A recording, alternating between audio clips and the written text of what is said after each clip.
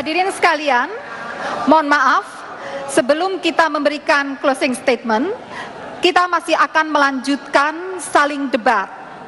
Dan kesempatan debat yang pertama akan saya sampaikan kepada Bapak Yusuf Kalla untuk bertanya kepada Bapak Hatta Rajasa dalam waktu 2 menit sampai mulai sekarang.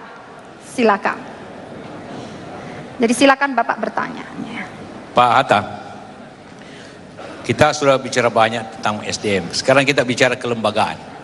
Kita tahu dari tadi lembaga riset nasional ada LIPI, ada BPPT, ada Batan, dan banyak sekali. Bagaimana cara menyatukan sehingga kita efisien dalam hal riset dan hasilnya bisa terukur, sehingga bukan hanya biayanya memang kecil, tapi hasilnya harus terukur berapapun biaya daripada hal tersebut. Tentu apalagi kita berusaha meningkatkan biaya, sehingga biaya dan hasil harus terukur untuk mencapai hasil itu. Bagaimana menurut Anda yang kita capai? Silakan untuk dijawab dalam waktu 2 menit sekarang. Terima kasih.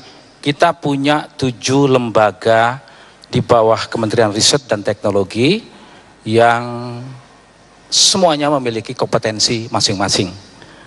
Misalkan LIPI, Lembaga Ilmu Pengetahuan Indonesia, banyak melakukan riset-riset dasar, termasuk riset sosial. BPPT melakukan bukan lembaga riset, BPPT itu Badan Pengkajian dan Penerapan Teknologi. Jadi semacam clearinghouse teknologi sebetulnya, idenya ke sana. Dan kalau dulu namanya Bako Surtanal, yang sekarang menjadi lembaga spasial, itu punya kompetensi tersendiri pula. Demikian juga Bapeten, mengawasi nuklir. Batan adalah melakukan riset-riset nuklir yang sangat maju di Indonesia, terutama di dalam ilmu-ilmu kedokteran. Pertanyaannya yang pertama, kita tidak perlu misalkan memaksakan 7 lembaga tersebut harus sama melakukan riset. Mereka memiliki kompetensi. Akan tetapi yang paling penting adalah bagaimana output dari lembaga-lembaga tersebut dapat terdifusi di dalam sektor-sektor yang sungguh memberikan manfaat, bisa kita katakan sebagai inovasi dan sebagainya.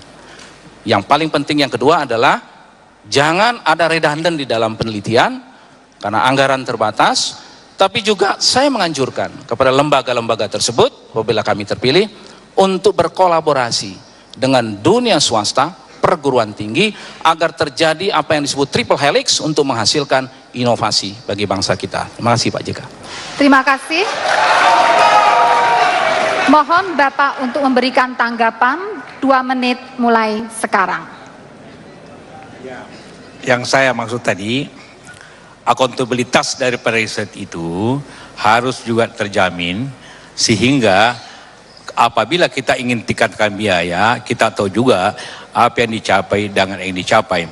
Bahwa mereka berbeda-beda segmen otomatis pasti, tapi harus tetap terkoordinasi. Karena Menteri Riset, mungkin bukan BPPT yang mengkoordinasinya, tapi Menteri Risetnya yang harus mengkoordinasi daripada hasil-hasilnya, sehingga hasil-hasil jelas untuk kebaikan semua. Karena tadi hampir semuanya kita merasa bahwa riset kita belum mampu untuk mengatasi dinamika kemajuan teknologi, sehingga kita kemasukan teknologi yang paling banyak dari luar. Itu yang saya maksud, bahwa bagaimanapun koordinasi dan ukuran-ukuran keberhasilan itu tetap harus kita punyai. Baik, terima kasih Bapak Yusuf Kalla. Berikutnya Bapak Hatta, saya mohon untuk menanggapi tanggapan tersebut 2 menit sekarang. Terima kasih Ibu Moderator. Tentu saja Bapak JK yang terhormat, koordinasi harus dilakukan. Oleh sebab itu 7 lembaga itu berada langsung di bawah koordinasi Kementerian Riset dan Teknologi. Nah, kita setuju bahwa harus ada penajaman pada riset-riset yang bisa cepat terdifusi di dalam sektor-sektor. Setuju. Oleh sebab itu, koordinasi yang menyangkut anggaran, koordinasi yang menyangkut riset-riset yang betul-betul diperlukan oleh bangsa ini. Saya menyebutkan 6 yang terpenting sekali: pangan, energi, transportasi, pertahanan, kedokteran dan kesehatan, dan menyangkut kebumian, termasuk juga di dalamnya adalah maritim kita.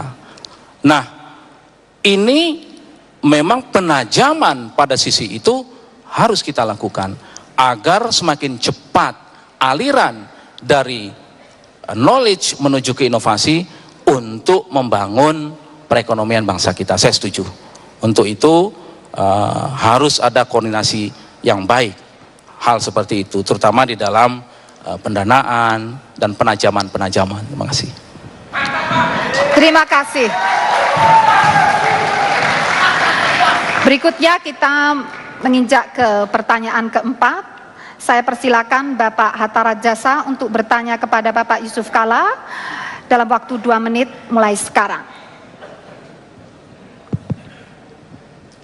Terima kasih. Pertanyaan saya sederhana, Bapak.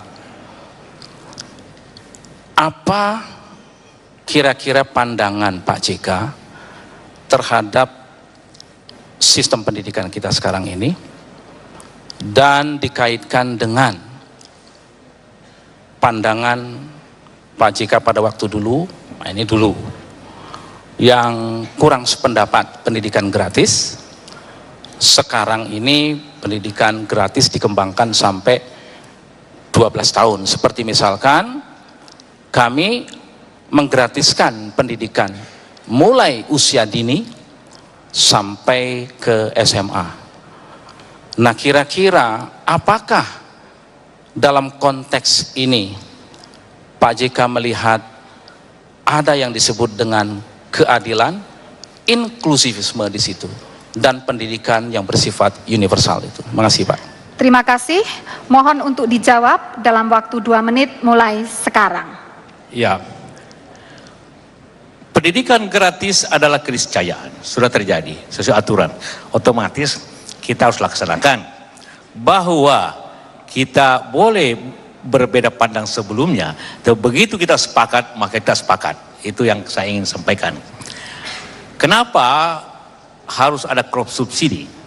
Karena apabila tidak ada crop subsidi antara mampu tidak mampu, maka akan terjadi 2 kelas pendidikan.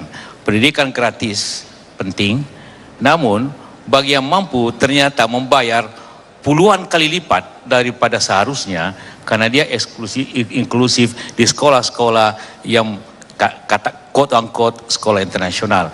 Maka mereka pun harus membayar sesuatu untuk cross subsidi kepada tidak mampu dalam bentuk pajak yang baik, dalam bentuk suatu kerjasama, supaya jangan terjadi 2 kelas pendidikan, pendidikan yang gratis dan pendidikan yang mahal yang terjadi.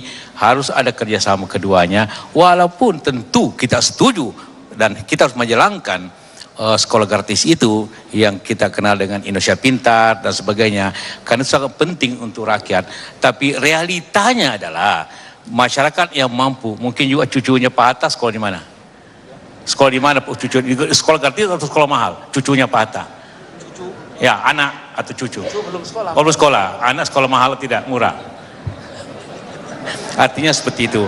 Ini untuk diketahui bahwa ada hal yang harus kita perbaiki sistem ini, sehingga tetap ada cross subsidi sehingga tidak menimbulkan 2 macam sekolah yang berlebihan, sehingga dapat kita menjamin arah pendidikan nasional yang benar, seperti itu.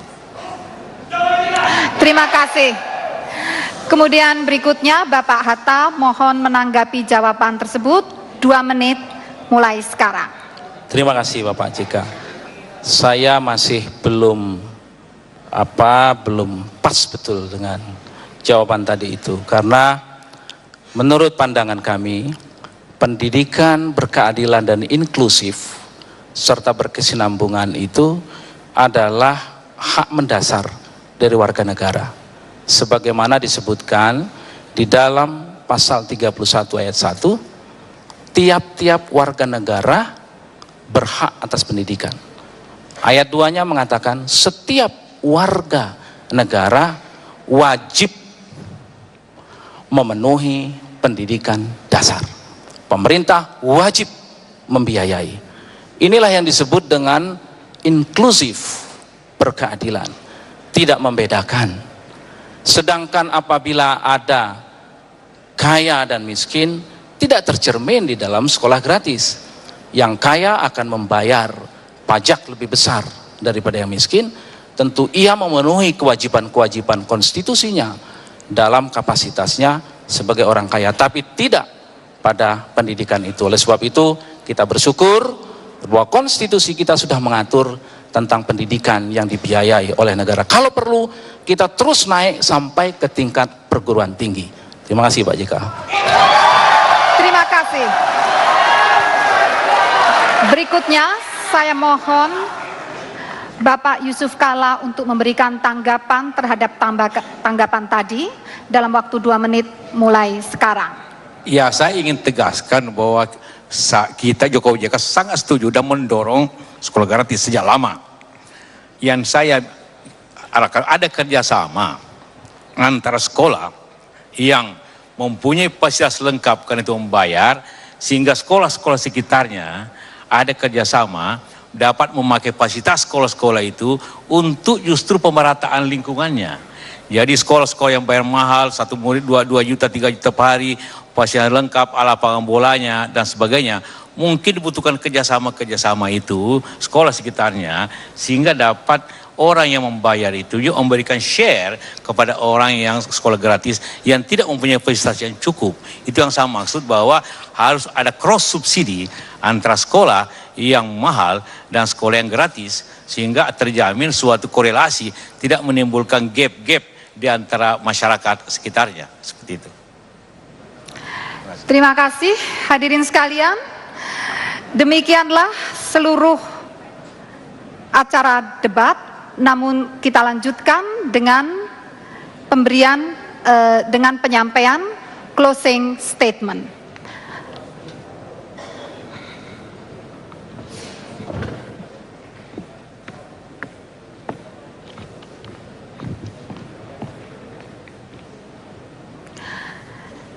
Untuk closing statement ini, saya persilakan Bapak-bapak untuk berdiri. Kemudian closing statement yang pertama akan disampaikan oleh Bapak Hatta Rajasa dalam waktu 2 menit mulai sekarang. Assalamualaikum warahmatullahi wabarakatuh. Rakyat Indonesia yang saya cintai dimanapun berada, para ibu-ibu, para pedagang asongan, para nelayan, para buruh, para dokter, para perawat, para teknisi, semua yang ada di seluruh tanah air. Mari sejenak kita bayangkan, mimpi kita adalah agar masa depan anak-anak kita lebih baik, lebih cerah, dan ibu-ibu tidak mengkhawatirkan masa depan anak-anaknya. Oleh sebab itu, kita harus bekerja keras membangun bangsa ini sungguh menjadi negara kesatuan Republik Indonesia yang merdeka, bersatu, berdaulat, adil dan makmur. Mari sejenak kita bayangkan, seandainya sumber daya alam kita depleted, habis karena non-renewable, pasti habis. Pertanyaan kritis kita, apakah negara kita akan kolaps? Apakah kita akan divided? Apakah kita akan tersisih? Jawabannya tidak. Karena Prabowo Hatta mengedepankan konsep pembangunan, meletakkan sumber daya manusia dan kemampuan ilmu pengetahuan dan teknologi sebagai pilar utama membangun bangsa yang kita cintai ini. Energi kita bisa habis, tapi kecerdasan anak-anak, ibu-ibu yang kita didik akan melahirkan generasi-generasi tangguh yang akan menjawab tantangan pada zamannya. Insya Allah Indonesia akan menjadi negara yang maju, negara yang sejahtera, negara yang disegani macan di Asia dan disegani di dunia. Ibu-ibu, terima kasih kepada istri saya, kepada keluarga saya, dan kepada sahabat saya. Terima kasih semuanya. Assalamualaikum warahmatullahi wabarakatuh. Terima kasih.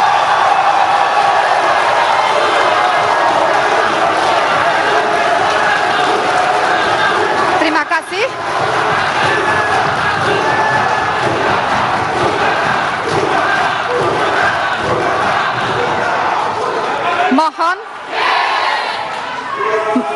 Mohon kemudian kita lanjutkan dengan closing statement yang kedua dari Bapak Yusuf Kalla. Saya persilakan dalam waktu 2 menit mulai sekarang. Terima kasih. Sumber daya manusia dan iptek menghasilkan produktivitas yang baik untuk bangsa ini. Itulah menjadi suatu tujuan upaya kita untuk memakmurkan bangsa ini.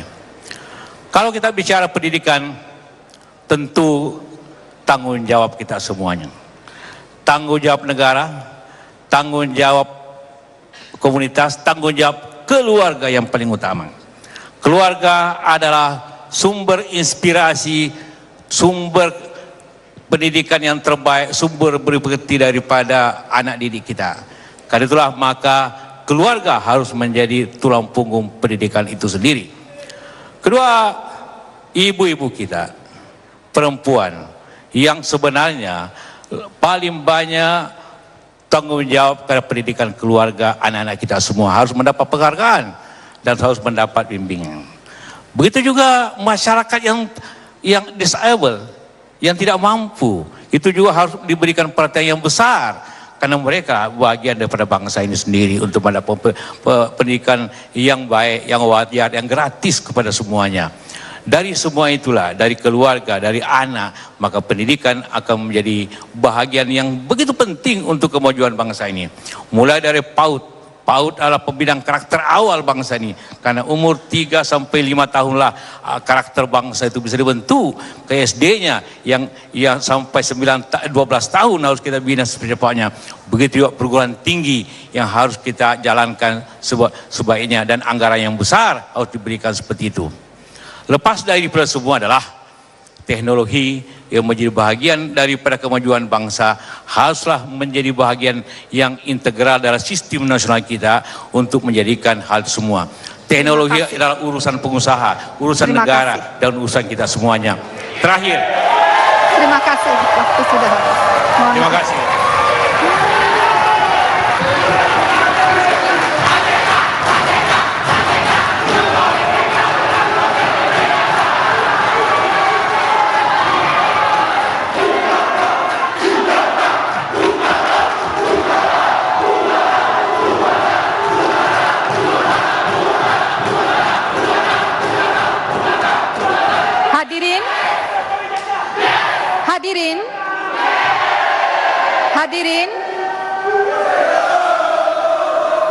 Hadirin, demikianlah rangkaian acara debat calon wakil presiden malam ini, dan debat putaran berikutnya akan dilaksanakan 5 Juli 2014. Semoga debat ini dapat memberikan pencerahan dan memantapkan pilihan Anda pada tanggal 9 Juli mendatang untuk memilih pemimpin yang baik menuju Indonesia yang lebih maju.